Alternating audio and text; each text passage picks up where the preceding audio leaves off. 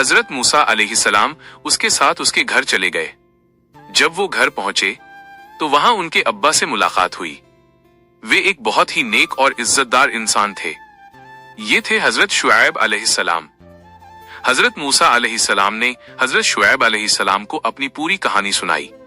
उन्होंने बताया कैसे मिस्र में एक मिस्री आदमी की गलती से मौत हो गई, कैसे फिरौन के लोग उन्हें मारना चाहते थे और कैसे वो डरकर मिस्र से यहाँ आ गए। हजरत शुएब अलैहिस्सलाम ने उनकी बात ध्यान से सुनी और फिर प्यार से कहा, डरो मत, अब तुम यहाँ सुरक्षित हो।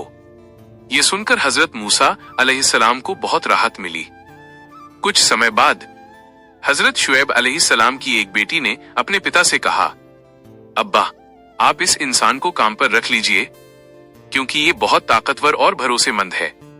ये बात सुनकर हजरत शुएब अलैहिस्सलाम ने हजरत मूसा अलैहिस्सलाम से कहा, मैं चाहता हूं कि तुम्हारा निकाह अपनी एक बेटी से कर दूं, इस शर्त पर कि तुम 8 साल तक मेरे यहाँ काम करोगे।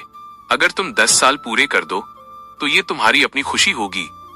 हजरत मूसा अलैहिस्सलाम ने ये शर्त कबूल कर लिए। इस तरह उनका निकाह हजरत शुएब अलैहिस्सलाम की बेटी से हो गया।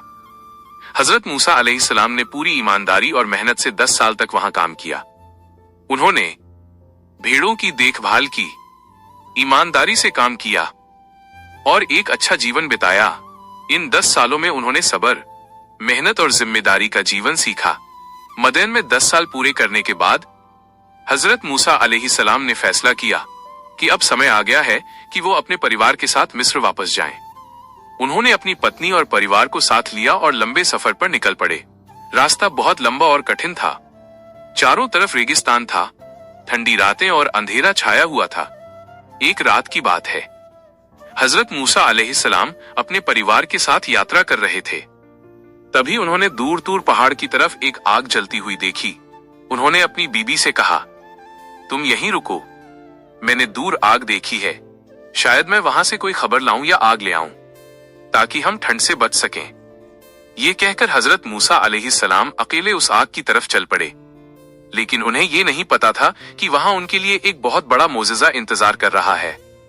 जब हजरत मूसा अलैहिस्सलाम आग के पास पहुंचे तो अचानक एक आवाज आई, आए मूसा। ये आवाज सुनकर हजरत मूसा अलैहिस्सलाम चौंक गए।